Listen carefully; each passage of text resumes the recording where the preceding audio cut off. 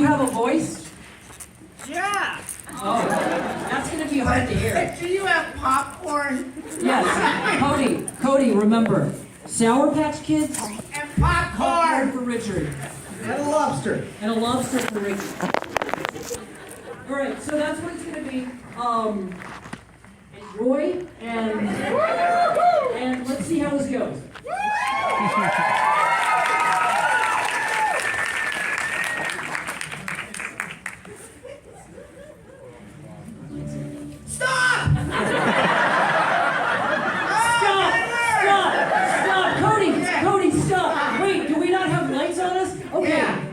Netflix raising their prices. Bullshit. We did not know we were going to be on Netflix originally. No, actually we didn't. It was supposed to be on. It was supposed to be on Nickelodeon. Yes. Which I don't know. Would that have been better or worse if we were on Nickelodeon? Because if we were on Nickelodeon, I'm not sure if we would reach the people. Better residuals on Nickelodeon. Yeah. But like ending up on Netflix meant no one, like I still have people today who when they find out like that there's a movie, they're like, there's a movie? Because it was on Netflix and no one knew. It just sort of got pooped out onto Netflix the way things do. And yeah, has anyone here seen the movie? I have not seen it. Really? Cool. This is probably the worst time in the world. Why are you here? Because my friends invited me and I'm a fan. His friends invited him. It's probably the worst way to see this movie. It's gonna be awful. We apologize. Yeah. It's not that good, but this is worse. Yeah, there's just a lot of yelling. Yeah. What's the word? So, continue? Continue! Continue! Computer! Can we bring the lights down every time the movie's done? I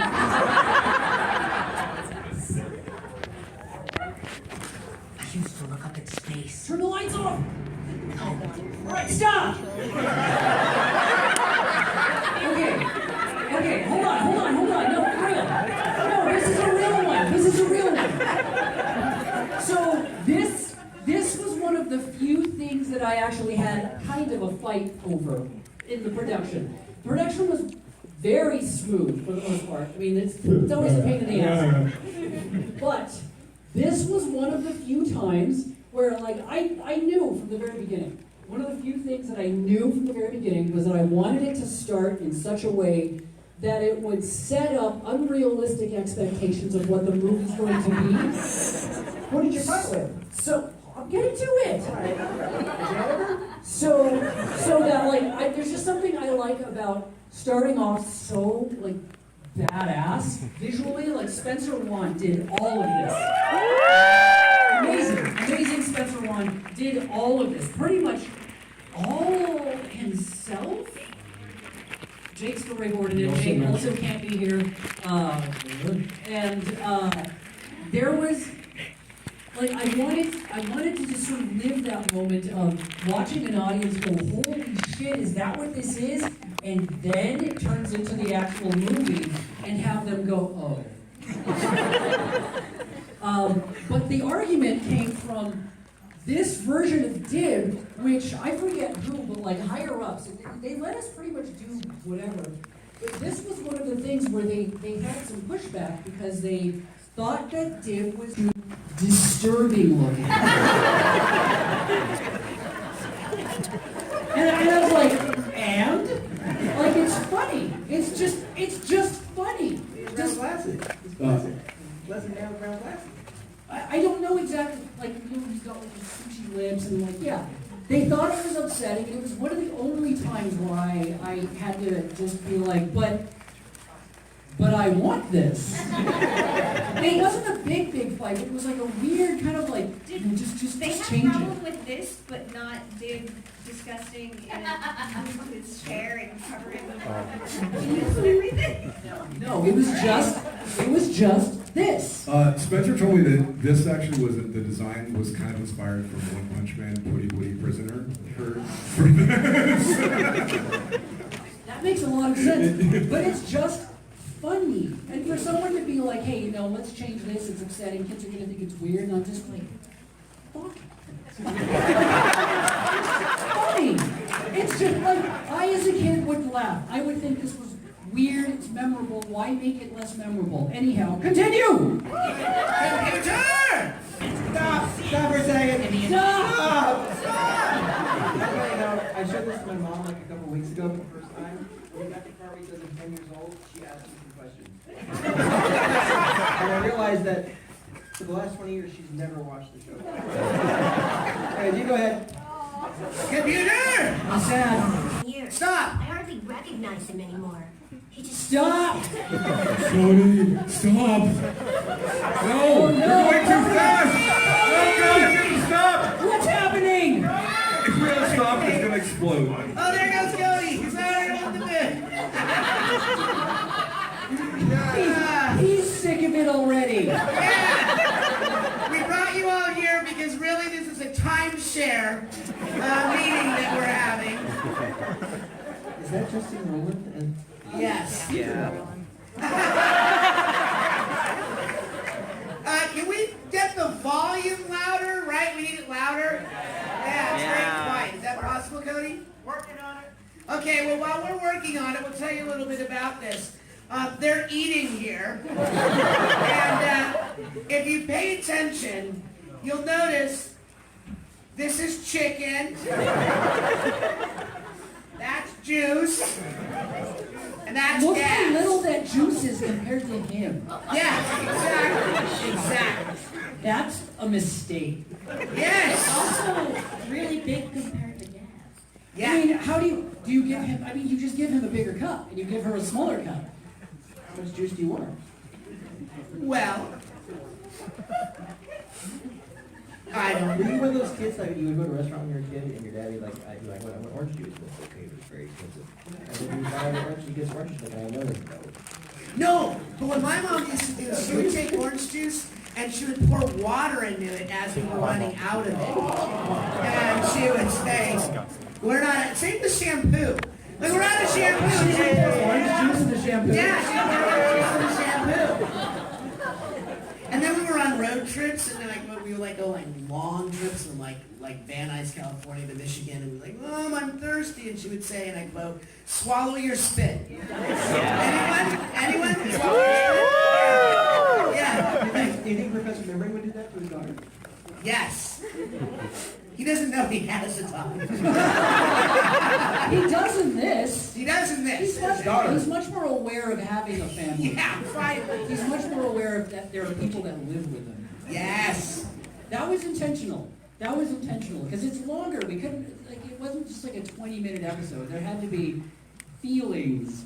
I brought in a guy. He couldn't be here either. Brian is a friend of mine. So Brian Burns.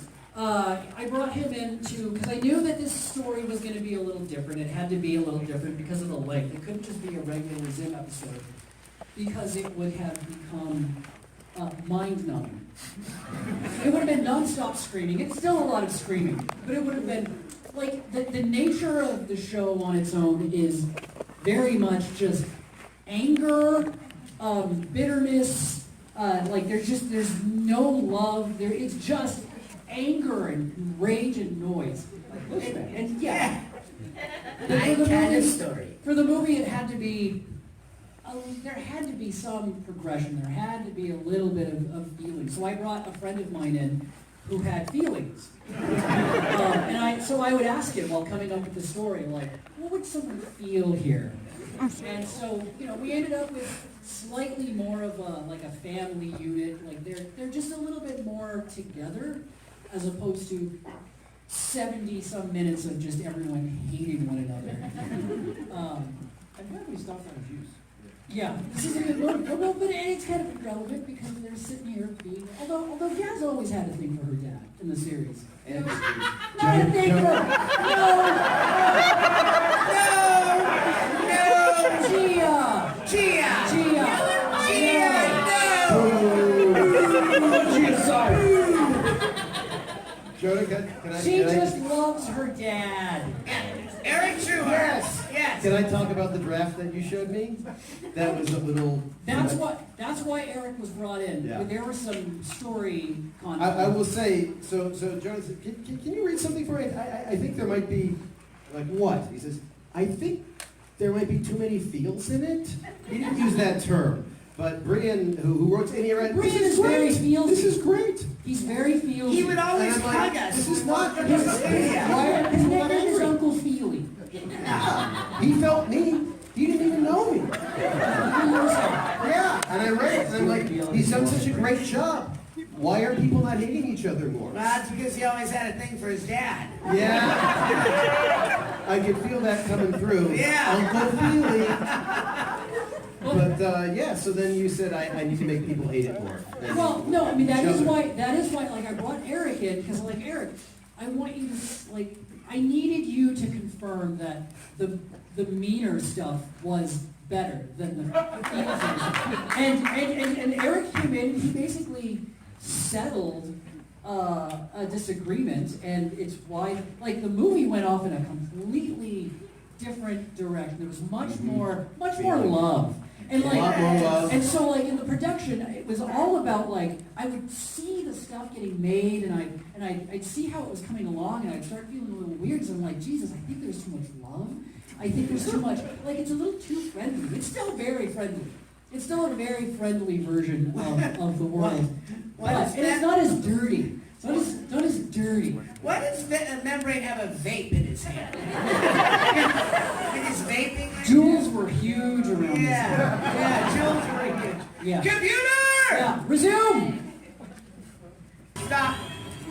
That was literally an hour worth of takes with Melissa. I'm not kidding, remember? It was like no, try something a little different. Angrier.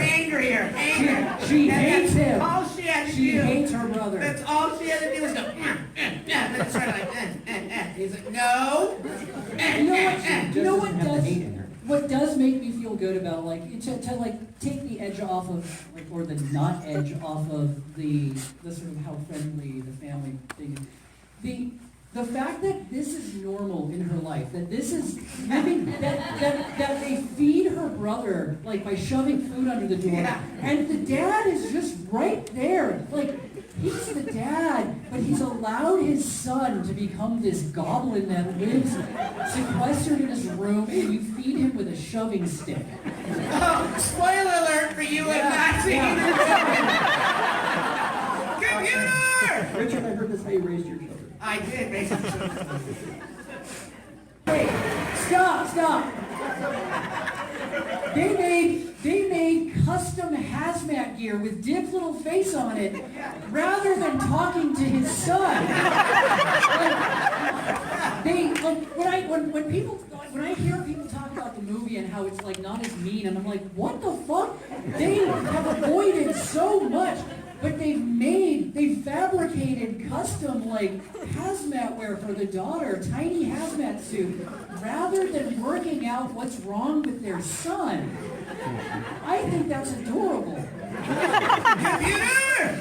Stop! It's the worst time. He calls his son like a fan.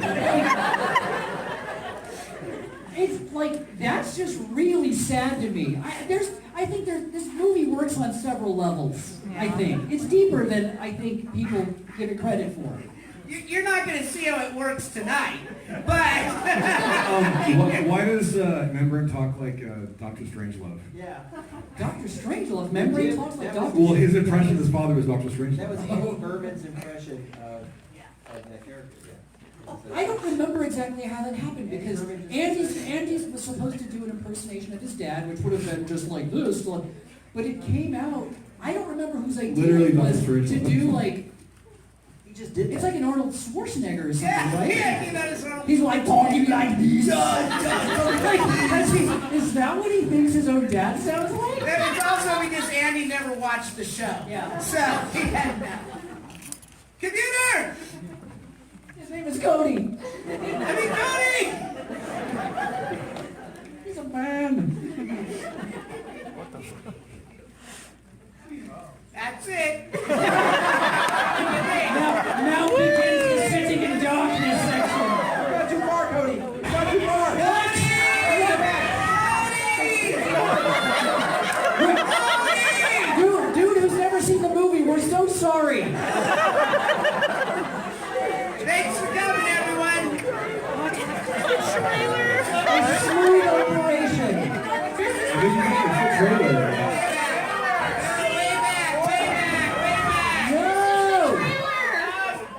This is the trailer. Cover your friend's eyes. Cover your friend's Cover eyes. your friend's eyes.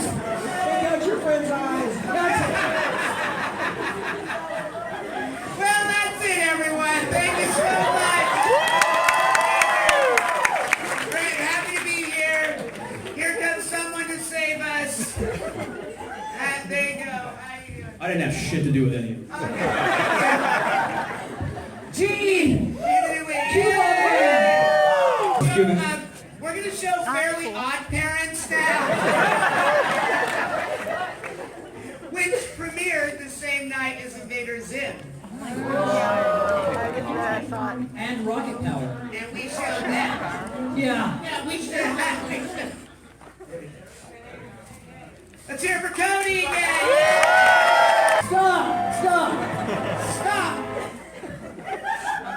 I hate that the Nickelodeon logo does not really match. Like, No. I tried to change the colors, like, let me change the colors of it. And it's like, no, it has to, it's a branding thing. Sorry about that note. This just bugs me. Richard had some bad shabu. Bring us that popcorn, Richard, just use the garbage can right there.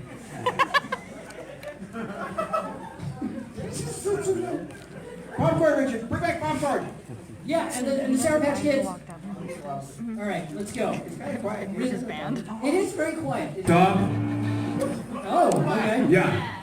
How many of you have seen Francis Ford Coppola's Dracula? I have seen this movie. Jonah was talking about how Jonah has this encyclopedic knowledge of like soundtracks. I don't know if you know this. He was very insistent. The beginning of the sequence should feel like the beginning of Francis Ford Coppola's Dracula, which is like this like kind of like shadow puppet montage of people skewered on like pikes. But not the music. The music is of like, Kevin can speak to this. It's basically like almost everything I do. I have to pull out the track is called The Vampire Hunters from Francis Ford Coppola's Dracula. This is later in the movie. It's not how it starts. God damn it. Yeah. Well, I don't remember talking about the people on the skewers. No, it's just we were talking about we get very hungry when we see that scene. It makes you hungry for skewers. Skewers, yeah. Every time I see skewers. Kevin, Yes. how does it feel when I clearly am like, I just want it to sound like this piece of music from a thing? Don't use your imagination, just make it sound like this thing. I always appreciate direction from you because you do have an encyclopedic knowledge of music and scores. So at least you know what you're talking about. There's a lot of people that give you direction and you're like, really? You know, but it's always fun. Can you name them? Yeah. Yeah, who are they? What productions? Who do you hate? Who have you hated working with the most? Did you get Sour Patch Kids too?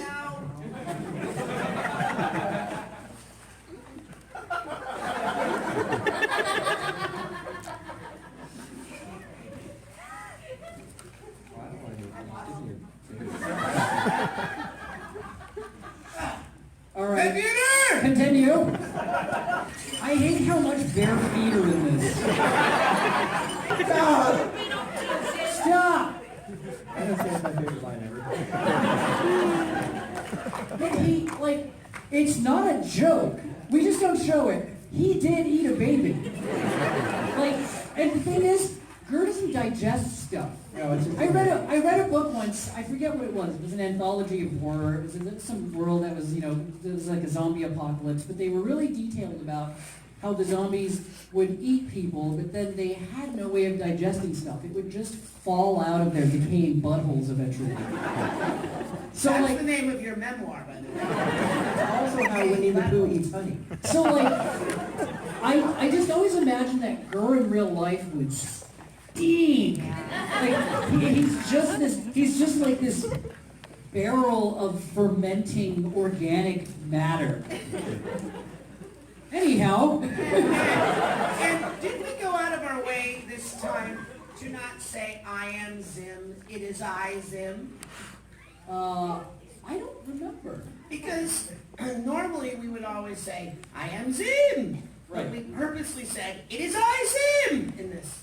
Yeah, why? Just blow up all of our, Yeah, just blow up all of our. to blow expectations of Blow ours. expectations of anything good. Richard got popcorn with so much butter, I can't I do it. didn't do It's it! just sliding out of my head. Computer!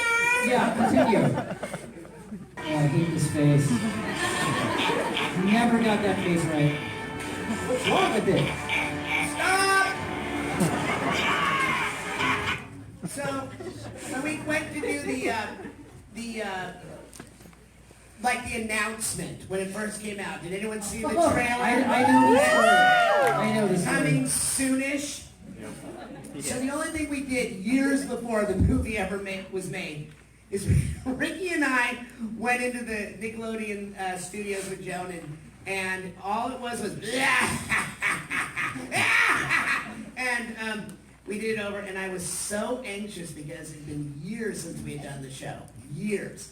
And I had done other work, and my voice had gotten, more raspy, and I kept saying to Joan, does it sound like ZIM? He goes, yes, it's fine. I said, are you sure you're going to pitch it? No, it's fine, it's fine. Ricky, you think it sounds like ZIM? Yeah, shut up, it sounds like ZIM. So then the trailer's released, and it's released, and the first comment under the thing was, Don't read the comments. Is it me, or does it sound like Horvitz smoked 6 packs of cigarettes? But, Yeah, sorry I posted that. yeah. But, true to form, there's always someone there to defend you on the interwebs. And the very next comment was, give the guy a break. He's like 80 now. Computer! Oh, stop. This is one of my proudest scenes because I drew this background. And can you even see it? Where? Oh, it's in the kitchen where it says "Do anything is real." That's my favorite thing I've ever written. It's "Do anything is real." Would you say it was? Does anyone know? I think it's "Do anything." God, whatever. I think it's "Do anything is real." Continue. Hold on, stop. Is that Tyson? Is that Tyson? Well, hold on. Oh, can you hear me? That sounds like Tyson. Where is he? me. Oh God, I thought you were in London. Is that God? I am in London. Oh my God, it's like Carol Ann and Poltergeist. Oh, this is Tyson actually. This sequence, Tyson. This is you. This is like 10 minutes of me. Actually, this was my first handout ended up being like the This is first so 10 weird. minutes of the movie by accident.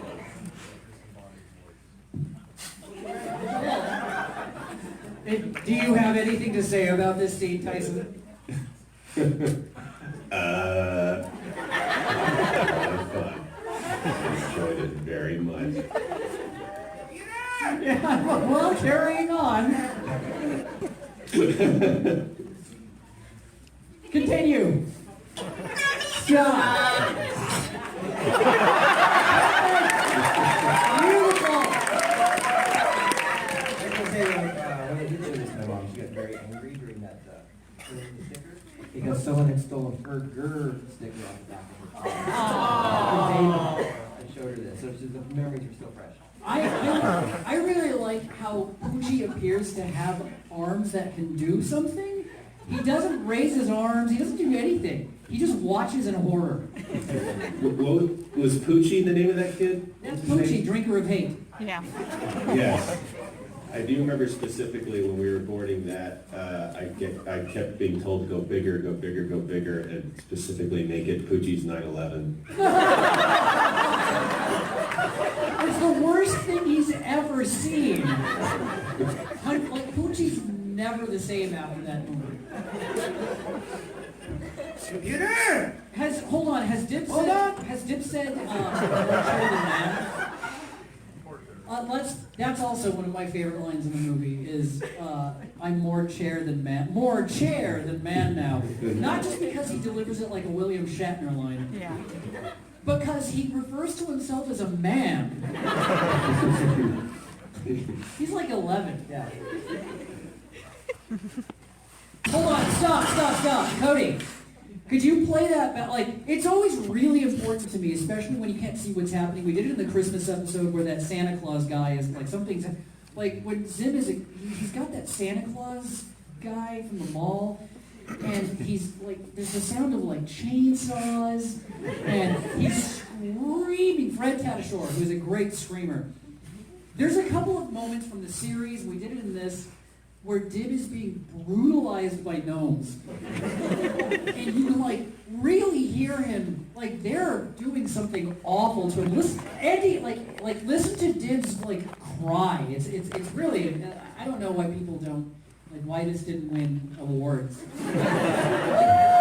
Listen to how much pain Dib is going through. It's important that Dib really suffer. If we can just go back like a few seconds. Stop. That girl, so cute. It's very cute. But that's like the perfect face for a thing that would eat a baby and not give a shit.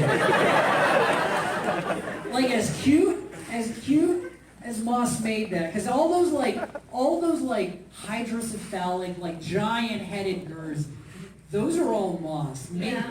They made girl look like an infant. It's sort of irresponsibly cute. But that face, that dead-eyed, just smudge-mouthed face, there's a baby in that. Right, continue.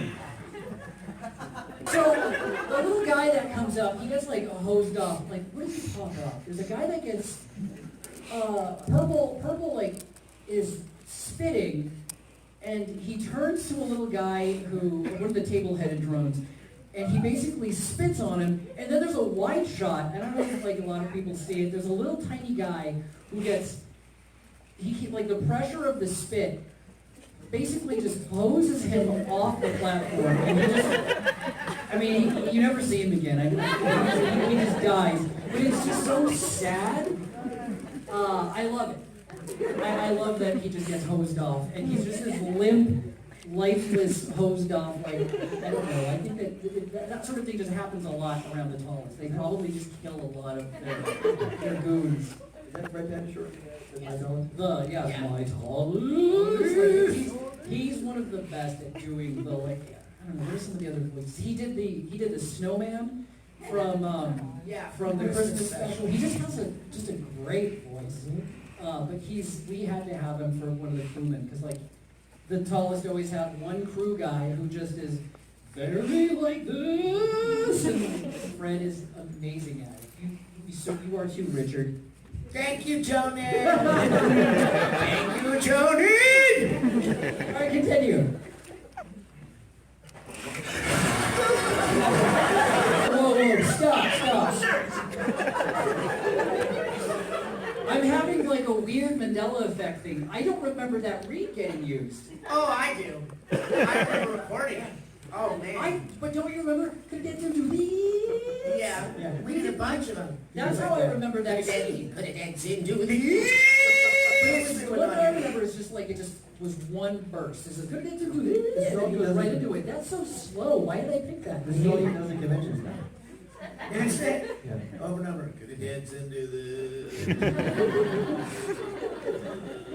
Just dead faced, tired.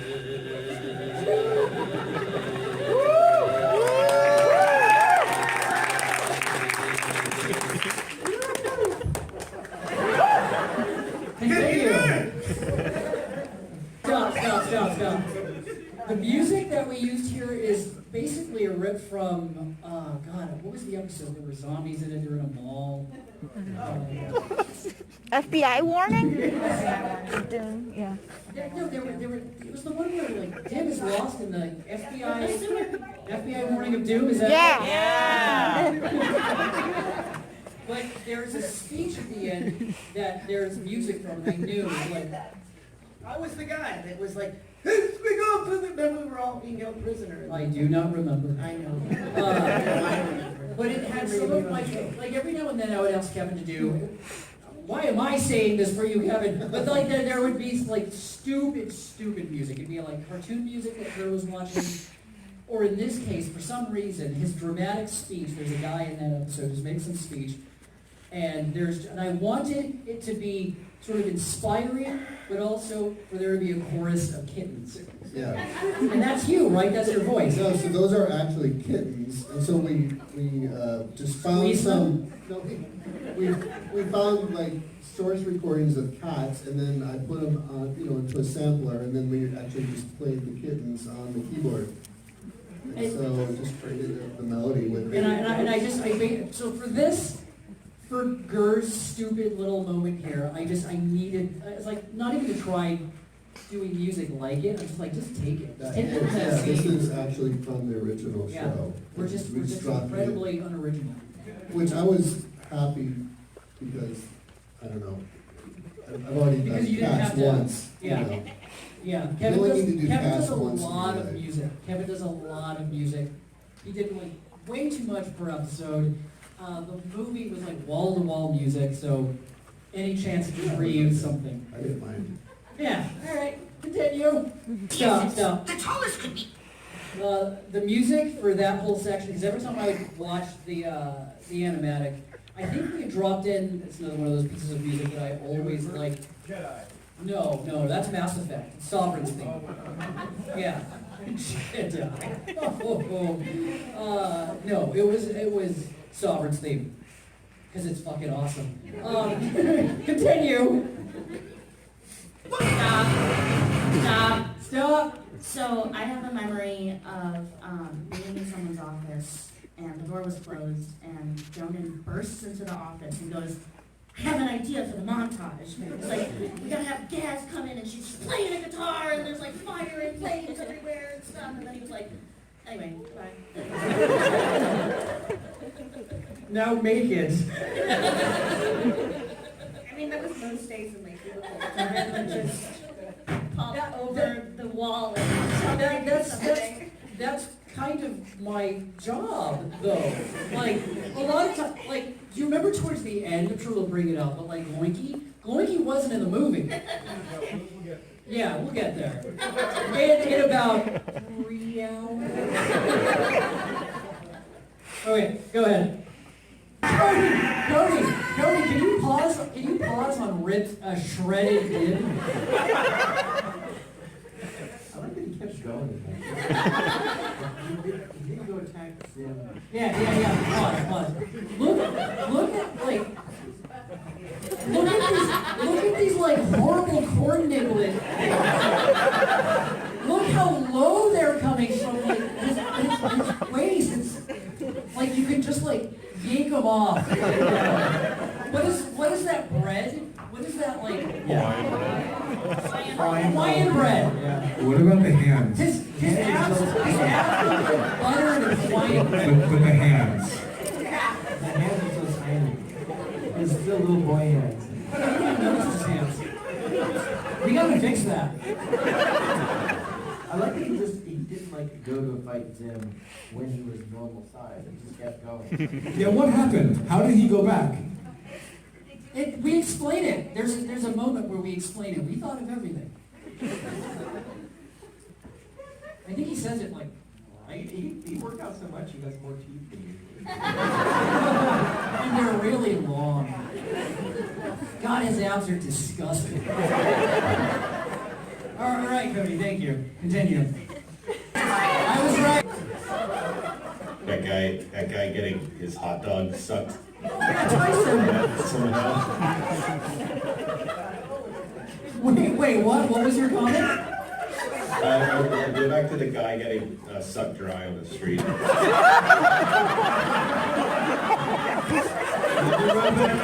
Terrible thing to hear. It's a terrible thing. Yeah, you want to pause on the guy getting sucked dry? What is the hot dog? Right here. Perfect. Cody! Well done. The sniper. Hot dog also, doesn't it siphon the life force from his Yeah, hot the dog? hot dog has a life force too. Yeah, it has a soul. Yeah, of course. Just like I remember we definitely had a back and forth on whether or not his hot dog should logistically be allowed to be sucked dry. I can't imagine that it was a very long back and forth, because of course the weenie needs to get sucked dry. That just sounds even worse. Is that how you put it in the meeting? This guy's got a weenie, he's gotta get sucked. Is that a tattoo of steak on his arm? Oh, yeah. Yeah, what is that? Is that like a ribeye? It's like I don't know. Florida. Is it California or a steak? Oh, maybe California, yeah. I thought it was a liver spot. Wait, what is it? A tattoo on his arm. Oh, it's a hot dog?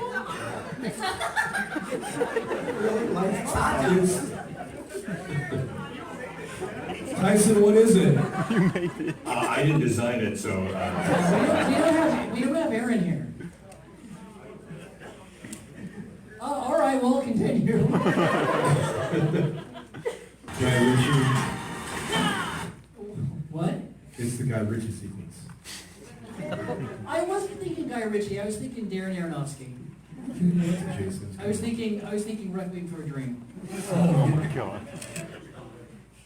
No need for the lights. Duh. Is that Teller from Penn and Teller? Oh my God! It does look like Teller from Penn and Teller. God, I love that little leprechaun, or whatever that's supposed to be. It's such an awful drawing. Is that he's like a pot-bellied leprechaun? Man? There's like 2 leprechauns in this movie, which is way more leprechauns than we've ever had.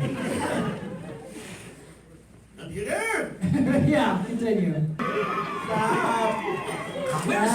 Yes, stop. That splat is there, he's plastic because I coughed. Yes.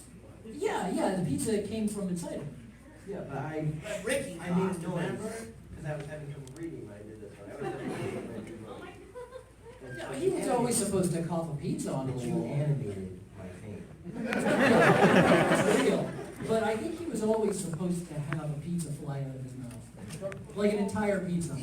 That entire recording time that we were doing the movie, you were always dealing with your It's asthma. bloating hurts. Right. Yeah. You would have like, Doing bloating kills me. oh my, he would have like major coughing fits and we'd all been like,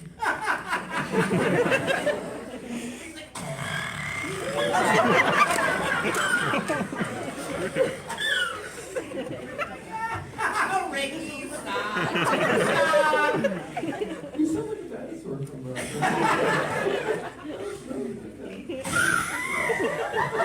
Computer! Stop. What is ZIM drunk on here?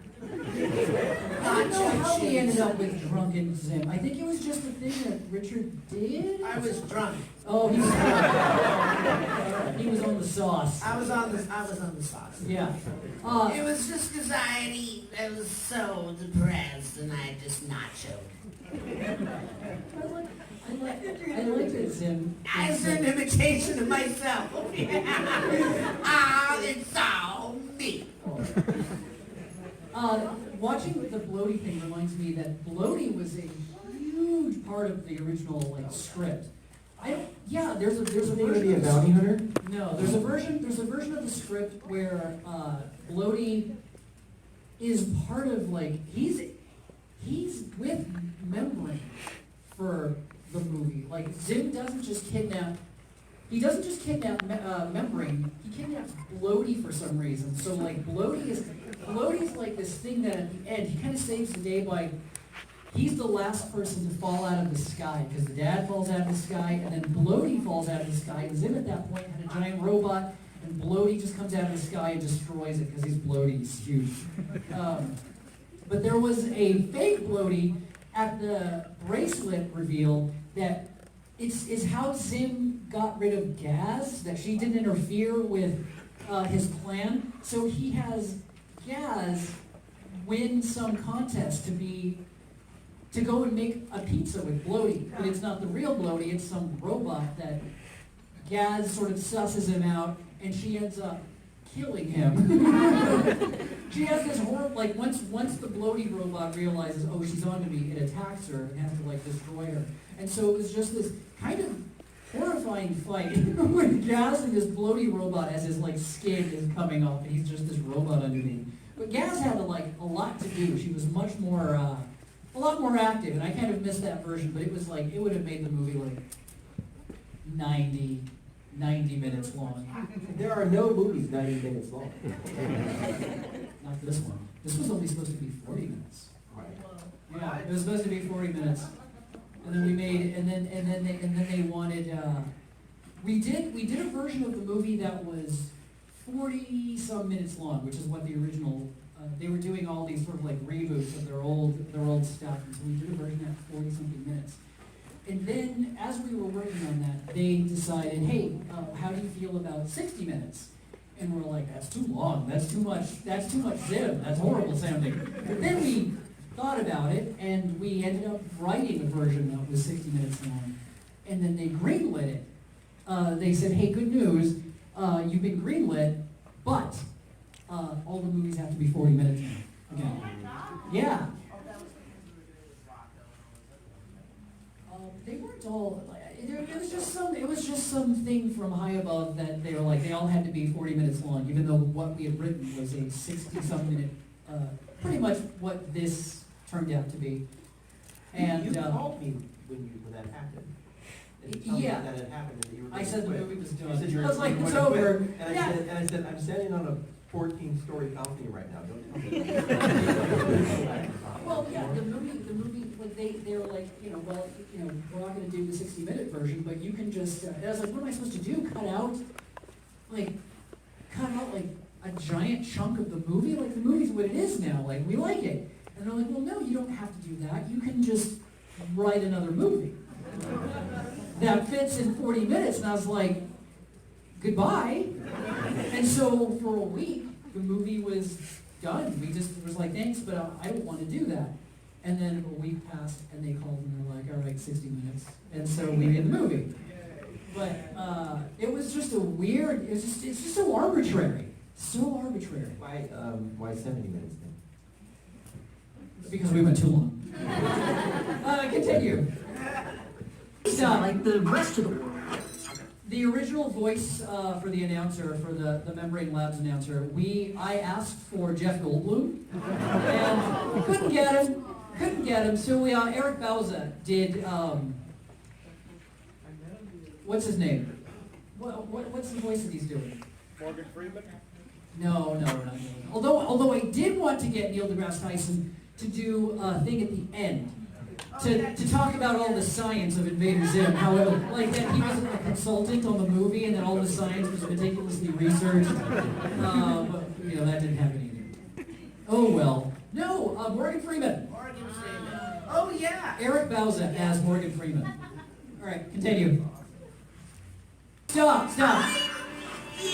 So a lot of people don't know this. That's Zim in a costume. He's disguised. I don't think that we did a good enough job like really making that clear. That's him in a costume. That's not a person. Well, it's very similar to the Santa costume that we did in the series. It's like his face is also out like that in the Santa. Is that still human skin? Yes. My favorite bit is the little beaker that's stitched to his side. Wait. His human suit had a little dog like stitched to it, right? It's very It's very similar to one of the human suits that he wore in something, and he has like a little dog that's stitched. Instead of the beaker. Yeah, he's got a thing. He definitely has a style. Continue. Stop! I think people should know that that's Jonan voicing. Yes. Oh yeah. Yeah, well, it wasn't originally going to be you. It was just during our record. He was doing it, so we couldn't stop laughing. It was just attempting. It was just I did not plan on doing it. Started doing it, no one could hear it any other way. It was horrible. I am not like Richard is a trained, his voice is a trained thing. It's a deadly weapon. Like he is so, yeah. Like, it is a finely tuned thing. There's ways that you're supposed to. What about me? Oh no. No. Don't even. Well, probably now you've gone through puberty. Yeah. But like, I have so much respect for like what Richard does. I don't think Like, watching what he does, like it's not easy. It's not easy doing this, and I know that it's like torture on a lot of voice actors because it is a lot of shrieking, screaming, howling, and so like on the series it would just be nonstop. Richard with the lemon, the chamomile and the lemon, and 6 bottles of this size water. Just lubing his throat constantly. Yeah. I would just take one of those little honey bears and just jam it down his throat and just squeeze. It's for you, Sean. And he's like, I'm not ready, and I'm like, you have to be ready. But like doing, for me, I think on the movie I did Mini Moose and the computer and Clembrain. Clembrain was agony. Because I don't use my voice the right way you're supposed to like preserve it. So it was just a lot of screaming, and so then I would have to do Mini Moose, and I'd be like, we have to wait like a week. I couldn't speak, and so like after just one day of recording, it just gives you so much appreciation for what this goblin does. And could we go back before he smashes through the wall, because it's like my favorite thing in the movie. I just found the drawing that I did to illustrate how he smashes through the wall. Oh, he's missing his ghost. Stop. Drawing. Yes! Look at that little dude. Stopped it. Me, I just want to look at him. But one of the things that I like, we did this a lot in the series too, but like, Zim's genuinely surprised to see Tim here. Like, there's something just wrong with how he thinks. He's set up on the lawn of his nemesis. And Tim pokes his head out, and he seems almost like he's seeing his best friend. Like, oh my God, what are you doing here? This is, how many times did we do this joke? Just once in the series? Or? Oh no, several times. Well, there's the scene where they're like yelling across the street. What? Yeah. What? And that's the only one that I can Well, remember. we also did. Who are you? Who are you? Who are you? Over and over. This I distinctly remember a joke that was cut from here because I boarded a little bit where they were throwing the guys through the air with the bracelets. But on the news ticker in the board, I put East State festivities continue, children laugh, birds sing, fatalities minimal. I don't know why we cut that out. Censorship reason. I don't know why we cut that out, because that sort of like assuages the horror. Like the fatalities are minimal. Exactly. Oh, is it? Oh, Tyson apparently is still in there. I don't watch this. Oh, sweet. I don't watch this movie. And you? Stop. So Zim's really thinking about it. There's a chance that is the thing. Now, it turns out not to be, but he's really considering it. One of the things, this is one of those things, the piece is nice on, is probably the very first thing that I ever thought of when coming up with the movie. Like Nickelodeon initially they wanted to talk about doing more Zim stuff, and I talked it down to like just a one-off movie. Thanks. Yeah. You're welcome. Goodbye. No. And I didn't even have an idea for the movie. I was just like, okay, I'll think about doing a movie. And then I was, I remember the day because I was taking a shower. And it's rare. And I was taking a shower, and I like to like sing, I like to dance in the shower, you know, do flips, and I started singing just Peace is Nice. And it was all there, because it's kind of a take on a thing I've done since I was a kid. It was just like, I would end stuff with chicken and rice, because it's just funny. Just so nice chicken and rice. And then it turned into the melody, it turned into that song, and it was the very, very first thing. I started laughing in the shower, and I knew, and I was like, oh, I think I could do this. Yeah, that's funny. There wasn't even really a story. All I knew was that girl was going to sing this song, and I just had to like build a thing around it. And I started laughing because it's one of those, I talk about this sometimes, it's one of those key moments when you're dreaming up some bullshit and you can't help but laugh thinking, oh my God, how ridiculous is it going to be someday that like I'm looking forward to the me that I will be when I'm in a booth and Ricky or someone is doing the actual thing, and I'm just like, the power of like being able to make something so stupid real. And so when we were recording it, I couldn't help but just stop smiling. I just couldn't stop like help but smile. Like, oh my God, I'm here now. Ricky's singing the song, and Kevin made the music, and you get to hear it, and that's like one of the most magical things. Is like I have a very distinct memory of like working on the pilot, and it didn't all work out, but had Mark Hamill come in and do the voice of ZIM. And sorry, Richard. Sorry. Imagine what that would have been like. No, it was The conventions I could have gone to. It was very cool, but it wasn't necessarily my idea. Nickelodeon was pushing for like these other actors, and I wanted Richard. But we had to have people come in and do this thing, and so Mark Hamill comes in, and I fucking love Mark Hamill, and it was just so weird seeing Mark Hamill read my bullshit. And it was one of those days where I was just like, I think I've made it. Mark Hamill is reading stupid shit that I wrote. And you ended up with me. Yeah.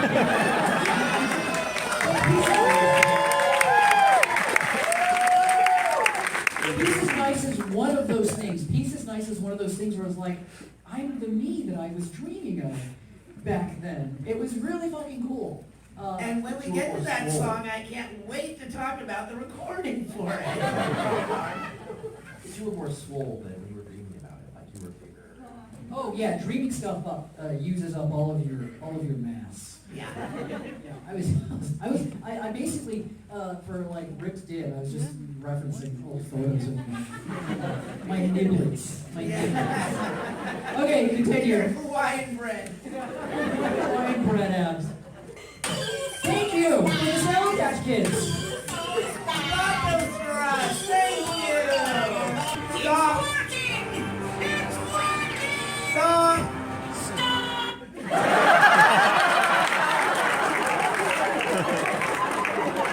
Perfect.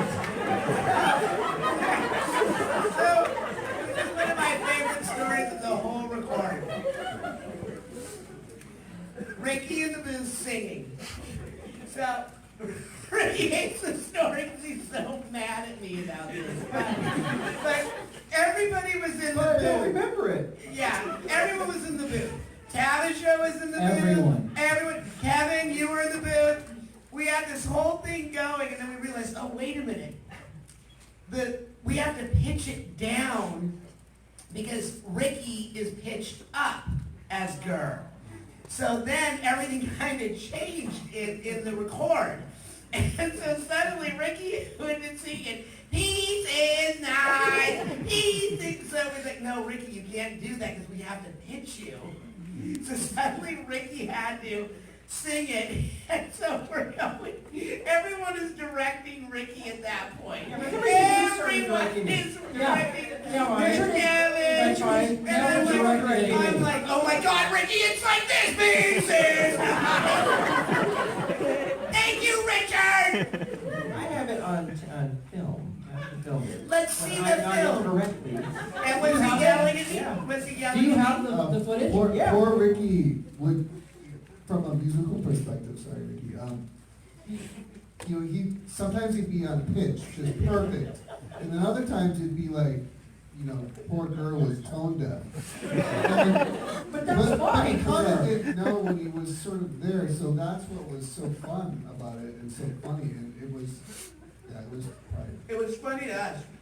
We were I was losing. trying to I was do it right. losing it the first time I heard birds.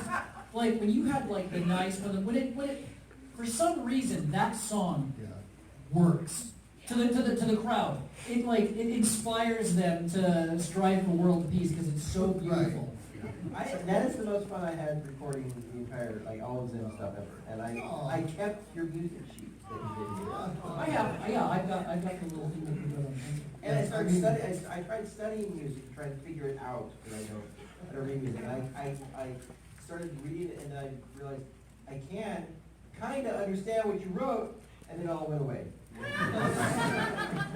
Well, I was never fortunate to be able to hang out with you guys during records. We wouldn't It was always allow at- it. Yeah, But, when it takes you, I picked a good one to go to because, I mean, that was a blast. That was a blast for all of I us. don't laugh that often, but as often as I don't posted it laugh on- that hard. I've never that heard often, you. I should say. Uh-huh. I'll post it on Instagram. I posted it before, the record. That was. Did you get the barbecue to yell at me? No, because I remember I hit you with a brick off. Smashed your skull. I like when the cat gets arrested. He goes to prison. Well, one other thing about the Peace is Nice song, the first version that I sent to Jordan, I don't know, I must have got our signals crossed because I basically sent him a children's choir singing something that sounded like John Williams from Home Alone. Yeah, it sounded like Home Alone. And I've been meaning to put that up on YouTube and SoundCloud, the version 1, because it's really pretty and it's really cool. But you were like, so you were so nice to me on the phone. You're like, well, it's beautiful, but I was thinking of, you know, a big anthem that would be sung in, you know, like a baseball game or something like that, just really epic and big. Still pretty, but so. Anyway. Well, it's pretty, but it's also Yeah. then there's like Gur's piercing shriek. What killed me when I first Yeah. heard that. And people That were was like, no, dicey only on the remember cake. Brian or someone was like, you know, only do it once because it's like too much. And I'm like, not enough. No, and then Ricky started having his coughing attack while we were recording it too. Remember when you had that scream? You're like, When I do cameos, I try to do that song, then I stop. I go, and now it's your turn. If you'd like a cameo from Ricky, you can go to cameo. Yeah. So what are you doing? rolling! Done. Do you guys hear the mini moose? That's your comment? That's Kevin, right? That was me singing, and I'm not a singer, and Jonah forced me to do it. I mean, that's just us doing Meets of Evil. Yeah. Because it's the same thing. Well, okay, so Meets of Evil story of that, Jonah put me through the ringer on that one because I sang Meets of Evil. Yeah. And so I spent all this time triple, quadruple tracking my voice just like, you know, like 8, 10, 15 times. And then I did the whole episode, and then I got that note, and I was like, argh. So I had to redo all my vocals, so it was, I don't know why I thought Evil would be cool, but Is it clear that it's Meets of Evil Meets of Evil. in the show? Well, I mean, now the way it is the way I've never we watched wanted it. it. So is it from the Omen? Because mini moose is actually Latin for something. It was inspired by the Phantomus cover of The Omen, Jerry Goldsmith, The Omen. Where they say mini moose, as Yeah. in like the Latin They say word. Animus, Yeah, there it is. Animus, and I always laugh Right. because From the first time I ever heard Jerry Goldsmith's The Omen, it sounds like the chorus is saying Mini Moose. Well, it is. They are. Worse. It's just not a small moose. It's like small, not a moose. It's an adjective. So originally for the series, when we were going to introduce Mini Moose, I wanted Mini Moose's music, like theme music, to be, you know, Mike Patton, because of the Phantomus doing the cover of The Omen. Just every time Mini Moose would appear, it would just be this like a hard guitar chug and just Mike Patton going Mini Moose. But we never got to do it, so this is the closest we got. When did Mini Moose become like a Hellraiser puzzle box? Was that? He was always supposed to be the most powerful weapon. Like in the series, it was just going to be a joke, and he was the most powerful thing. And Zim just never, like Zim put it together using some instruct, like some IKEA-type alien thing, but he never understood how it worked. So he just has this little moose that could end the world, because it's just incredibly irresponsible. But in this, he seems to know. He knows that he can. Does he know what he's doing? Does he know that he's enacting this like cosmic? Oh, Mini Moose? Yeah. I don't think Mini Moose knows. He's just happy. He's just emptiness. I don't. Maybe that's a ruse. I don't know. I love when he says the effect. I forget whose idea the effect was on that voice when Zim says Mini Moose and it's all garbled, and then Mini Moose does that rotation and just goes. But yeah, Zim is kind of like almost capable in this movie. Like he seems like he's harnessing Mini Moose's ability to, you know, use the dark energy of the universe somehow. But yeah, I don't know how sentient really any of the characters are. Gaz pretty sentient. Dim pretty sentient. Zim, I'm not really sure. Clunbrain doesn't make things better. But Clunbrain is the only genuinely nice person in the show. He's genuinely sweet. He thinks that those are his kids, which makes it all the more tragic. Imagine if Ern was sentient, but he was trapped behind a wall of watching himself do all these things and he couldn't stop it. Like he's trapped inside, he can't stop himself from being babies. The Sur unit wants to stop all these things, but cannot. Tragic again. Continue. Directly in the path of the Arkin Armor. Stop. That's basically me ripping off my own joke from, God, what episode is it where Gaz kicks Did's door open? And she's like, did you eat all the Frankenchokies or Pig something? one. And it's just a giant book comes in, and then just is pulled back, and then she just comes in. But it's the same exact joke, although the wind-up for this is great. Worked on that. We think about this stuff. Yeah. Yeah. Continue. Can we stop? Jonan, the name Florpus in the name of this movie, Nickelodeon had a lot of other suggestions they would have preferred. Yeah, they were very. Do you remember any of the things they wanted us to call this instead of Enter the Florpus? No, but the name Florpus, I mean, it's nonsense, but it came from, someone was obsessed with, I think it was Jenny, she was obsessed with, Queer Eyes and Straight Guy. Straight Guy, right. So it was like the revival on Netflix of Queer Eye, and there was an episode where there was just this, friendly old guy, and it got to the part where they're doing the grooming part, where they're shaving him and styling him up, and the stylist guy is asking him and what's this bit here on your face? And he's like, oh, that's my lupus. And literally, that's from the show.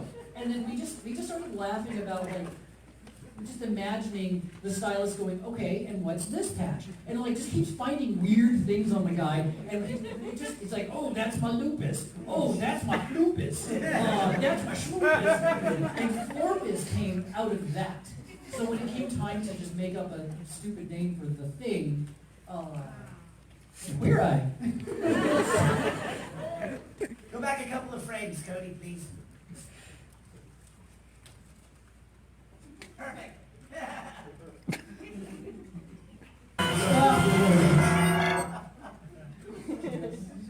Yeah, I love that. And I love that's on you.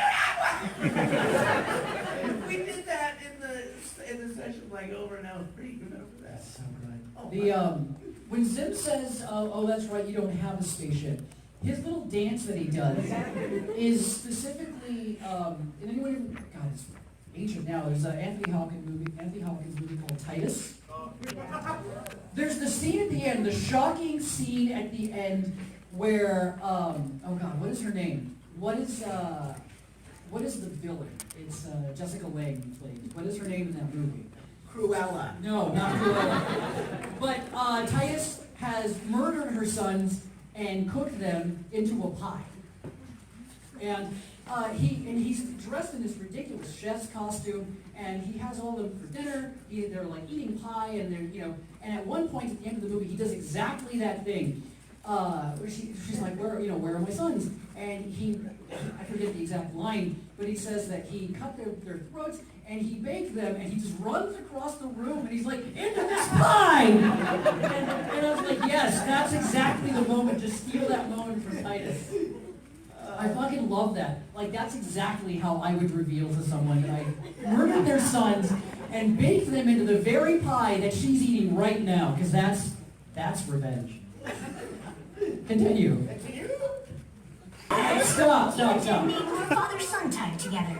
So, like, this is nice. This was also one of the things that from the very beginning, I knew that I wanted to have this ridiculous setup for the ham that would then pay off in just the shittiest way at the end.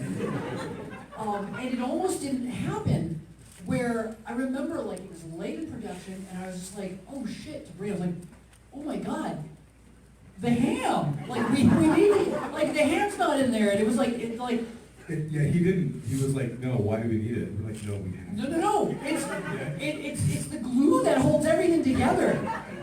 And it's those moments that make you just realize, like, how ridiculous your life is when that's your job. Also, like, it was like 2 in the morning, and we were like doing the scene, like, kind of like almost improvised. It was like, Those nights were do you awful. remember how much we laughed? This scene in particular probably would have taken maybe an hour or so to cut, but we just were laughing constantly.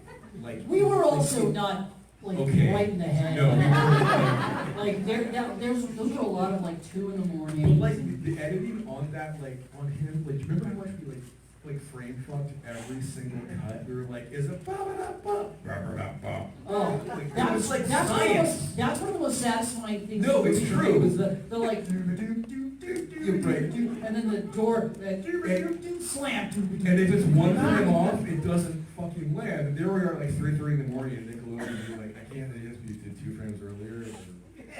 The funniest part of that is Nickelodeon. I went to a convention where a child brought me that ham. They pulled that ham and they took a baseball bat and they stuck it in cement. That's A not bucket full of cement. That's true. And then they painted it with paper. Yeah, I mache. remember. And she carried it over her shoulder like that with her mother. Her mother brought her in. And she goes, this is for you. And she goes, I'm like, oh, okay, thank you. And then I forgot about it, and then I'm like, oh, she left this thing here. And I went to pick it up, and I went, oh God! I left it there. I left it there! I didn't bring your ammo! On a flight! You know what you did bring home? You brought home the bloaty head. That was in LA, though. Was it? That was in LA, yeah. I kept it till it started to rot. It's So real bad. It's really hard to take stuff home because you go to conventions and people will bring you, like, it's awesome because they put time and they put effort and they spend time on this stuff, but then you're like, I gotta get on a plane, I can't take this ham. How many times have you said that? I can't take this ham. This ham's unreasonable. Continue! There's kind of like a drinking game that I've heard of. Like every time like ZIM basically says his name, you have to drink a ham. You have to drink a liquefied ham. Curate.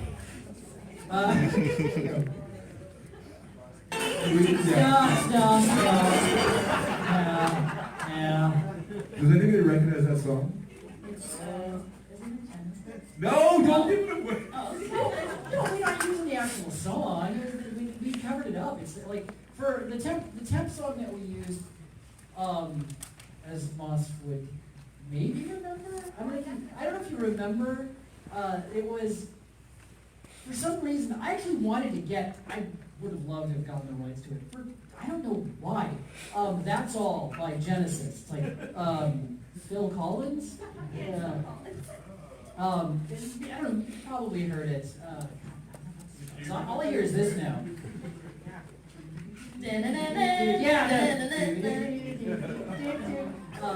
So all throughout the production, it was that's Nope. That's all. So anyhow, that was the song that was here for the longest time, and it was. This is all part of just some stupid joke that I should have just cut. Yeah, that's it. When I say do what I do. Very good. That's all. Later that same That night. This is all part of the joke that should have. It just didn't work. The joke just didn't work. But this is like leftover. This is leftover from just this setup that just we left. Stop it, Richard. Stop it. It's over. It's over. Oh God. Tell me you will when you say. Originally Gaz and Dib, they go to God, it was like they go to like a jump gate, and there's like a big line, and there's a setup that the radio is broken and that they don't mind, that they just get on with the mission, and the song is playing. And so then when we catch up with Dib and Gaz later on, they've been in the ship like. We catch up maybe 2 more times. Once where they're just like brain dead. They're just brain dead because they're listening to this space music and it's driving them crazy. And then the joke is that we come back to them later on and they're not brain dead anymore. Now they know all the words and they're singing and it's supposed to be kind of cute, but it doesn't work. And even worse, Gaz isn't like, they didn't animate Gaz's mouth, so she's no longer singing along in the shot. I think that's how this works, right? She's just kind of like bopping her head, and Dib is singing, and it just doesn't work. But it's the weirdest thing in the movie now because everything around it is missing. So now there's just this scene of them singing this weird song, and then later on, I think one of the guards in the prison is kind of singing it. It just makes no sense, and yeah, it doesn't make any sense. Yeah. That's all. Continue. Hold on. Go back to the explosion in the background. Also, we never explain it, but this alien, this race, they're named the Gelaxis. I think Eric, didn't you use them in one of the comics? Yeah, I did a whole routine 6. They're just vapor, and they just are really sad that they don't have like tangible bodies, so they just fetishize angles and hard edges. That's why the station looks like Minecraft. But go back to where the explosion happens here. I think it's here. Is it not in your pause? Go ahead and stop it. I didn't see it. So did we take it out? So I think we took it out. So yeah, it was awful. It just didn't work. So originally, there was like a tag at the end of the movie. And what was supposed to happen there was across the hallway, where that sort of like flash of light happens, you see a shadow just sort of like zip past the hallway. And it was supposed to be Tack, because she's in this prison. It's the only reason that her ship agrees, because she's like, oh, Mu Ping 10, she knows Tack's in the prison. And it was just this weird little setup. Because she's like, oh, this is my excuse to go and break her out. And so at the end of the movie, Tack comes flopping out of the ship. She's like stowed away in one of the parts of the ship. And it was supposed to be sort of like this lead-in to like a follow-up where she and Dib team up and they murder Zim. No, they don't. but like Tack was in the movie, but I didn't want it to be where like, it was just weird to set it up like, oh, coming next, because there probably wasn't going to be a coming next. And so we did have a little bit where her silhouette is visible, but it looked so weird. It was animated so It was weirdly. animatic. It looked good. I forgot that we took it out. For some reason, I thought it was in there too. Yeah, I have a memory of it being in the movie, but it's not. So that's what was supposed to be happening there. That's what that explosion is. She's breaking tack out. There's like this whole breakout that you don't see. Because, you know, it's cheap. Continue. Stop! God, those were dark days. These were the final days. Yeah, let's see where it got. There was, I forget what it was. It was like, there was some execs that were previewing the mix, and there was something about that moment. That fart sound effect was just something I threw in, not to keep in the movie. It was just to kind of, I don't know, just to like wake them up, just so that they would, and they laughed so hard at that moment. My like, fuck you guys, and they were like, yeah, and it just, I failed utterly, so I'm just like, leave it in the movie. Leave that fart sound in the movie. That's why it's the only thing like that in the movie. It was just us just being like, we're done. We're done. Let's go home. We just left it in the movie. There's just a fart sound in the movie. And I have a thing about, I have an approach to flatulence in storytelling.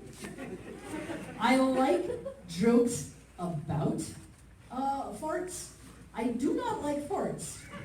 So a character never farts in the shows. There's just always the sound. If it's like a character makes a funny face, or Gerd does like a little gesture, there's like usually like little squeaks, little something, little sort of flatulent noises. But no character ever just like, farts, because that's so base. I'd say you're more artsy than fartsy. Yeah. It's somewhere in between. What's between artsy and fartsy? Is it though? Just something to think about. Continue. Sharksy. Sharksy is between the artsy. Man was married. Now we're just saying sharksy. Oh, can you click on not for me? If I'm being honest.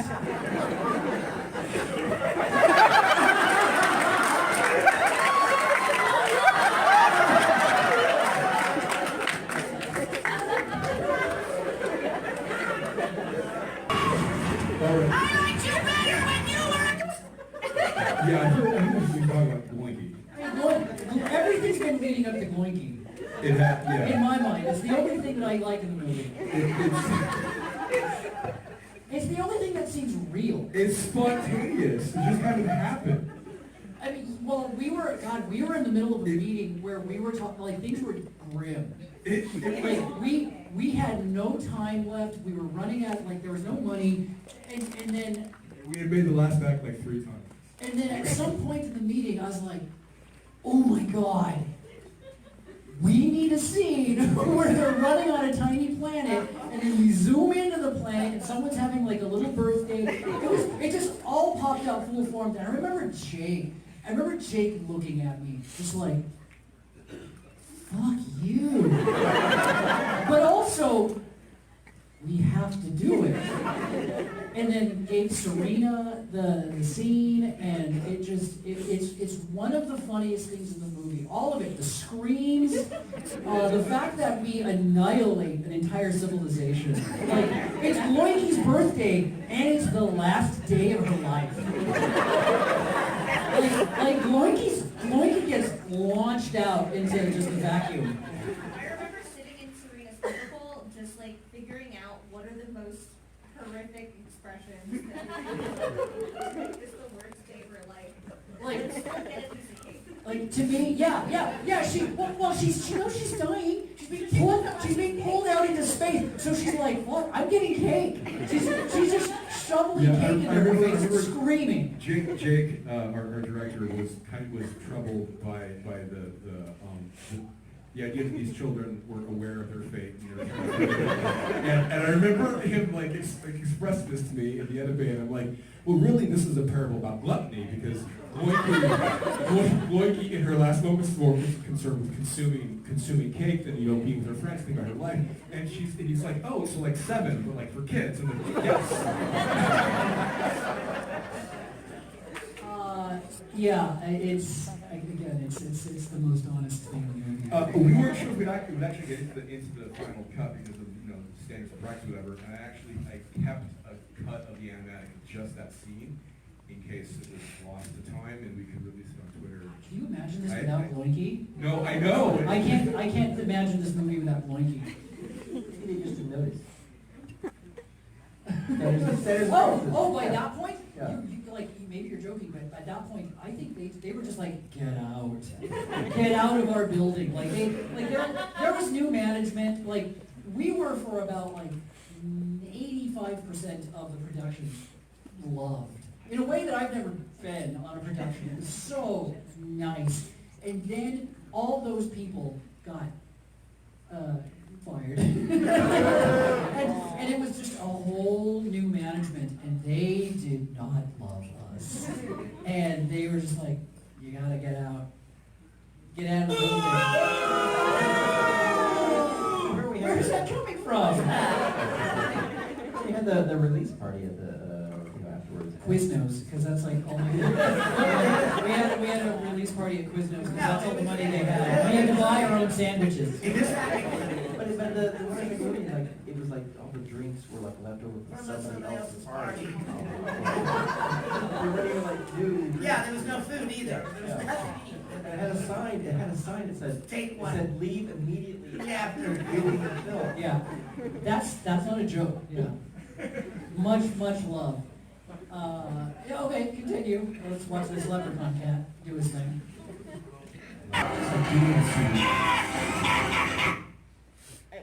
You say just like Demon Seed? Just like Demon Seed. Has anyone seen Demon Seed? I always, well, yeah, Demon Seed or when the girl gets squished in Kira. I would have but we couldn't juice dig.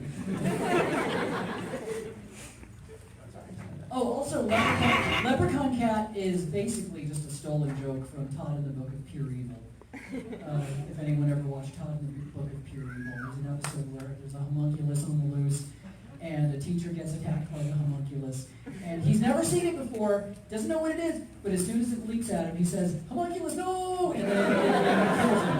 He immediately recognizes that it's a homunculus, and he doesn't want it to happen. Yeah, so I'm like, hey, we just go, Leprechaun Cat, no! And that's why that's in the movie. Continue.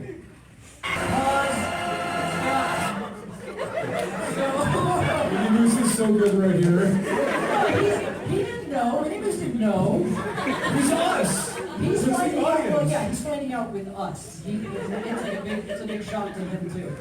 So this shot is animated by a guy named Tim Pendergast. Tim Pendergast? He was like, the last minute, we had a bunch of people come in and correct a bunch of shots because there was a lot of shots that were just in bad shape. This was one of them. And so Tim was working on SpongeBob. He was like a big SpongeBob guy. He gave us some of his time, and we were incredibly grateful. But if you watch this shot, you can see the animation's different. It's just a different thing that's going on here. And all I see is plankton. It's exactly Plankton's acting, but it's grafted onto ZIM, because Tim is just in SpongeBob brain when he's doing this scene. So if you watch this scene, it's just, I do it, all I see is Plankton, and it's crazy. It's weird to see. It's so smooth. It's smooth in a way that the rest of the movie isn't. I just want to compliment you on what success this is so far. There's 9 minutes, 54 seconds left. I looked out at the audience and they all look like they're dying. We did it, Ricky. We did it. Continue.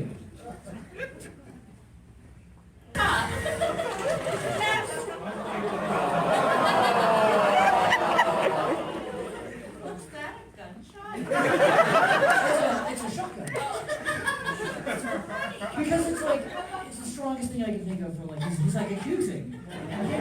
Like any straight limb needs like a gunshot. How sad he is.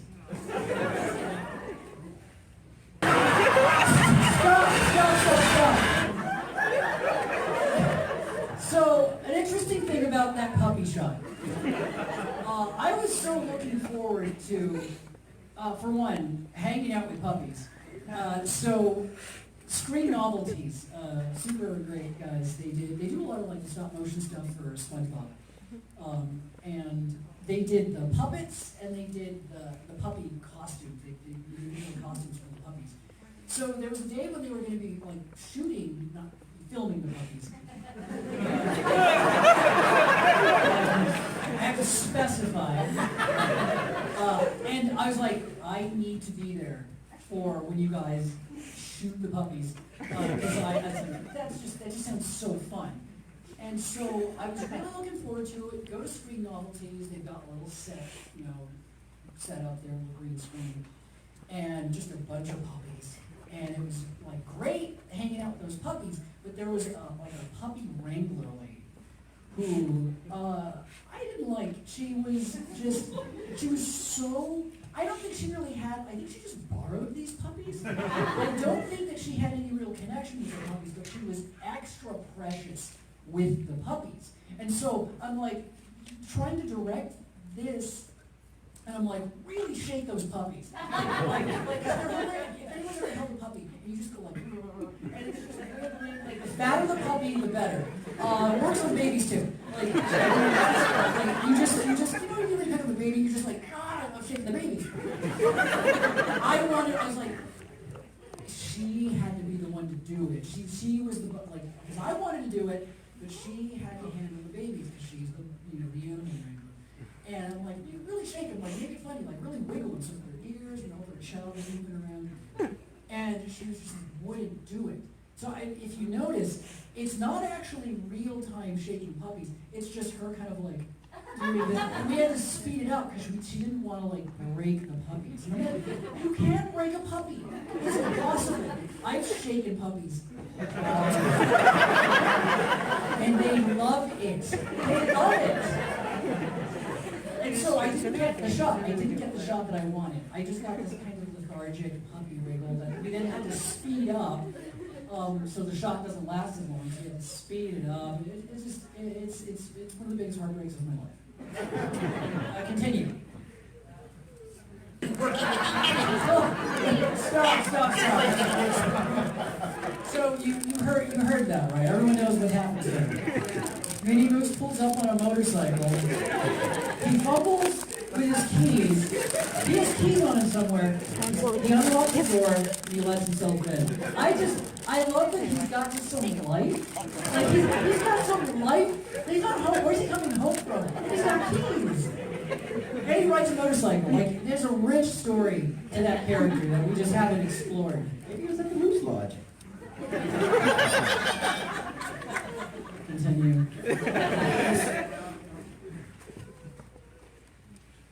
Continue.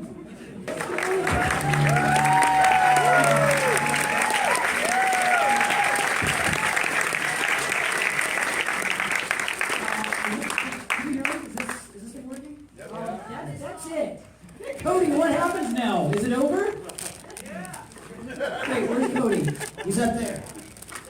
What time is it? How are we on time? 2 a.m. How does everybody feel now? I'm sorry. I've let you down. I really let you down. I'm really sorry. Cody. Keep going now. I'll find out how much time you got. Oh, okay. Apparently we're going to keep going. So what do people do after a movie? Let me tell you though. Have you ever been to a Q&A involving like any of us? It is a goddamn nightmare. I love that people like the stuff, but there's something that happens from the thought to their mouths where it just gets weird. It gets scary sometimes. So I'm always really cautious about it, because as good as a question someone, kids that might have, it goes bad. I've been traumatized by Q&As. Mark has so much A. Yeah. Only questions, no answers. Yeah, you can ask questions, but we won't answer them. I'm curious what questions people have that we're not going to answer. Yeah, like this. There's a lot writing on this because like this was your idea. No pressure though. So, I had this thought. It sounds like 9 when I first watched the show, but How old were you when you watched the show? 9. 9. I'm 21 now. But are the tallest brothers? Because the other tallest, damn, okay. No. No. The tallest are just two dudes who are the exact same height and they have to share the job. And they're not related, they're just sort of begrudgingly. Lovers. No. As badly as you want them to be. But like, there is no love in the show. As badly as you want for there to be. I like love too, but I hate forcing love where it doesn't belong, and it doesn't belong in this show. Can we just get that out of the way forever? No, they're just sort of like two dudes who have the same job. Not related, if that was the question. Yeah, that's the answer. That was okay. That wasn't so bad. That wasn't so bad. I have a question. G is the like official like mic walker. She's the Oprah Winfrey here. Not a question, well, kinda. You know this is a Q&A. Is this an answer? No, a birthday shout out for the birthday girl. We don't do that. Happy birthday to you! It doesn't matter. It doesn't matter. We're all just gonna die. We're all just crazy to it. Have some sympathy. They're losing time. They're just blasting away from the time of their life that things were actually joyful and meaningful. It only gets darker and colder, and you're like, I'm sorry, I apologize for that. Happy closer to death day. Questions, please. Okay, here's one you may have thought of 8 years ago, or you're going to think of it right now. What did ZIM frame Professor Membrane for to land him in a maximum security space prison? I figure that moving 10 is shady, and you can just like give them a couple of bucks, and they'll just imprison whoever. We never thought of it. It just was. That's the kind of storytelling that we do there. We just did not think about it, and it doesn't really change the story. But if I had to think of a crime, Jaywalking. Jaywalking. In one of the comments, Zim sees what Gur actually thinks of him. What does Gur feel about Zim? One of the comics? Yeah. Oh, I don't read them. Eric, do you remember that? I was sort of in and out of the comics. When Florbus was happening, it was really hard for me to stay on top of the comics, so there's just a bunch of stuff that even I don't know what's happening. I would just kind of do a pass to make sure the characters kind of sounded right, but even that was hard to do when we were making Hacksaw Ridge. I'm Mel Gibson, and this is Spider-Man. yeah. Did you see Hacksaw Ridge? Yes. Real dodgy. Yeah. Real dodgy. Like the Japanese were treated like aliens. They were like monsters in the movie. Like they didn't you don't talk to any one of them. They're just these creatures that like are getting slaughtered throughout the entire movie. Shocking for Mel Gibson. Next question about Hacksaw Ridge. Yes.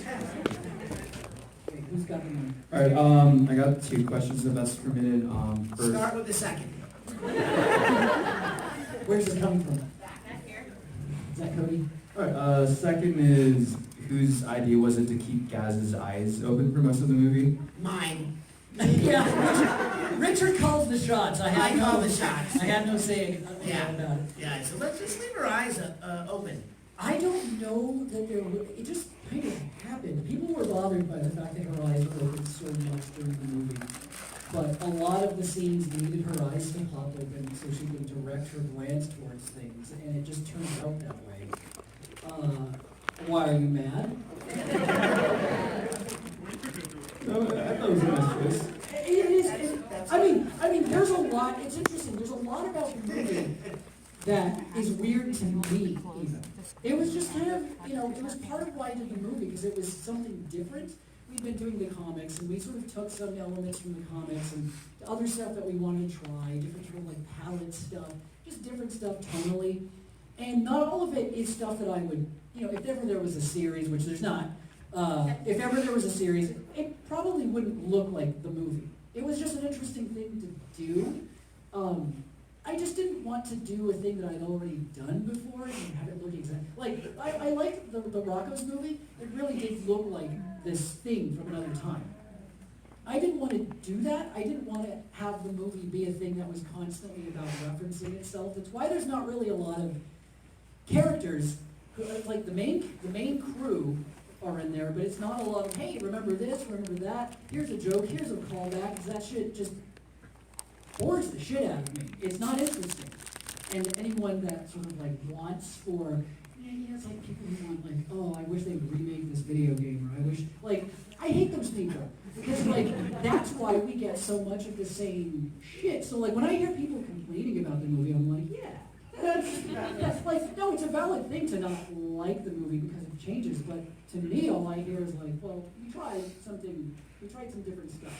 As far as the characters go, though, the storytelling, it still feels like it's one of the things that I'm so happy about when I watch the movie is there's an energy to it, there's just like a life to it, even if not everything is working, there's a distinct life to it that stands out to me.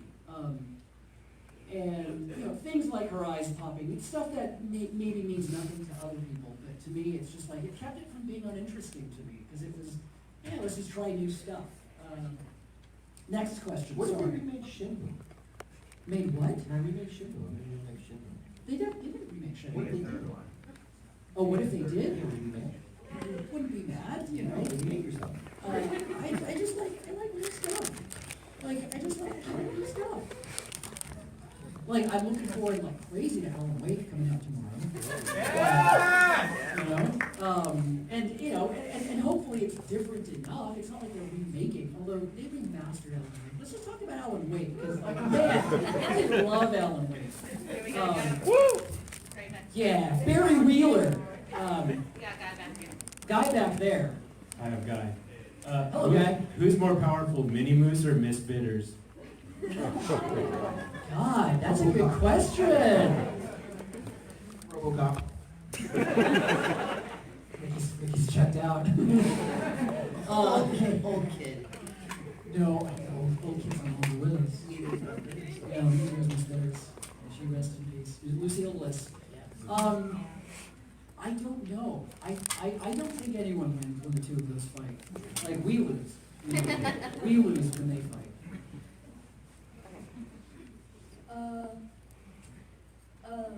How old is Zim? Like, I've always wondered that. How old are you? Are you an actual child? Yes! Yes! Children enjoying the movie. I'm 11. That's the perfect age for this movie. How old are what? How old is Zim? How old is Zim? I never gave him like an actual age. I just know he's like, the joke to me was that he's like an old man. Like, to humans, he's old. They're not kids. They don't send kids in the military to invade other planets. Like, they've lived entire lives. It's just Zim is an idiot. So he comes to Earth. The joke to me was always that this like man was so dumb. He doesn't know how the world works, and he just goes to school and gets embroiled in this battle with this child. But the child is smart. That was always our favorite thing. He goes to school. He goes to Earth, and when he goes to school. Yeah. He's awful. Elementary school. He's awful at his job, but like, I don't know, he's like, you know, hundreds of years old, he's old. He's a man who's lived a life and just, he's hated. He's hated by his own people.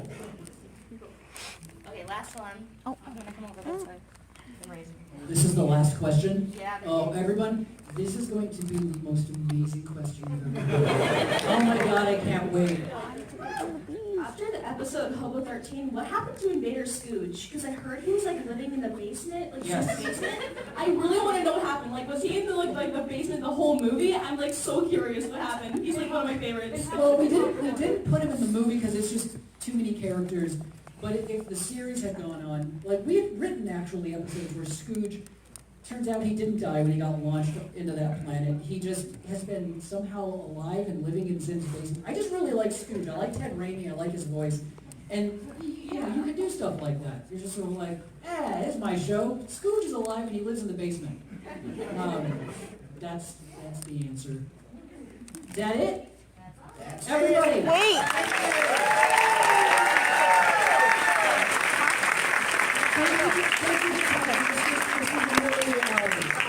This is really fun to do. Thank you for putting up with it. You know, it does give me joy to see some dead faces. Just a little bit. Not enough of you. But thank you so much for coming. Have a good night.